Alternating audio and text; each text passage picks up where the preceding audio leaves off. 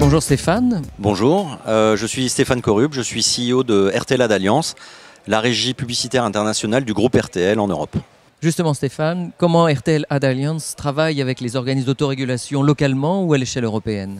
Alors on travaille à deux niveaux, on travaille bien évidemment à l'échelle européenne, il y a des guidelines et des frameworks qui sont mis en place par la communauté et la Commission européenne.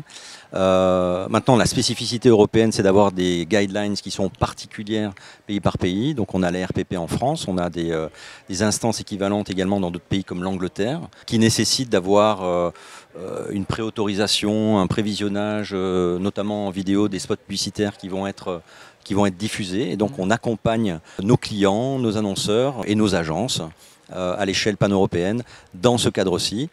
Et là où il n'y a pas d'organisme particulier, on les guide en fonction des accords et des accords cadres et de la législation en vigueur en Europe.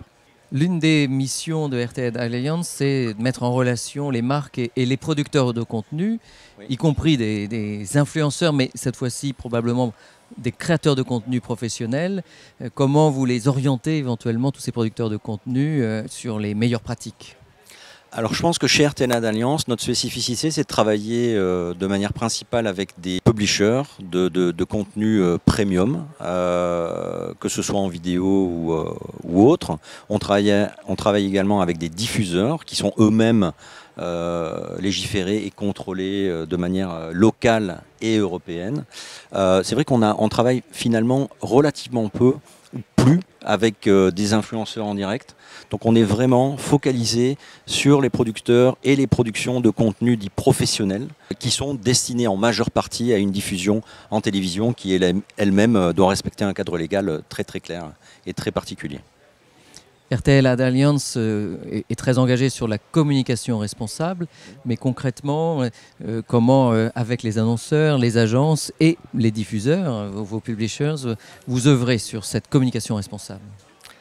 Alors, moi je dis toujours que RTL Ad Alliance, c'est un réseau ou une forme de club auquel finalement bon nombre de publishers, de broadcasters adhèrent.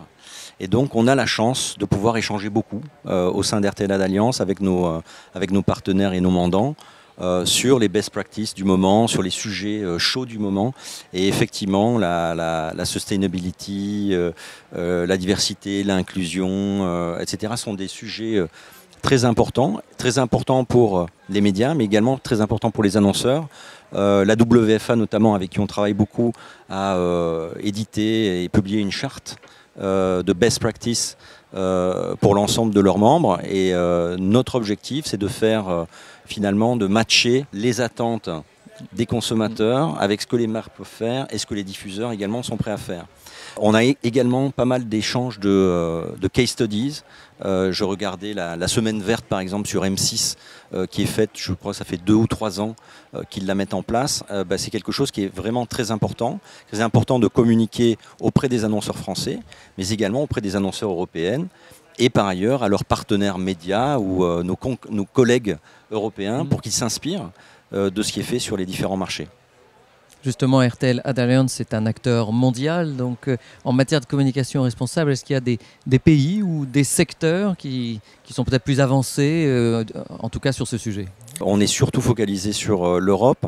Et je mentionnais tout à l'heure la WFA ou encore l'ECTA, pour lesquels je suis vice-président, donc l'Association européenne des régies publicitaires. Donc, on a vraiment à cœur de faire évoluer, de faire bouger les lignes dans ce cadre-ci. Je dirais en termes de marques, il est clair que les grandes marques mondiales, les Procter, les Unilever, même les Diageo sont particulièrement attentifs à ces sujets et font énormément pour bouger les lignes. Ce qui est bien parce que finalement, ils ont une sorte un rôle de prescripteur par rapport au reste et aux autres membres de la communauté des annonceurs. Et ça, je trouve ça très positif en fait. Merci Stéphane, en tout cas merci à RTL Ad Alliance d'être un adhérent fidèle aussi de l'ARP depuis de très nombreuses années. Merci à vous.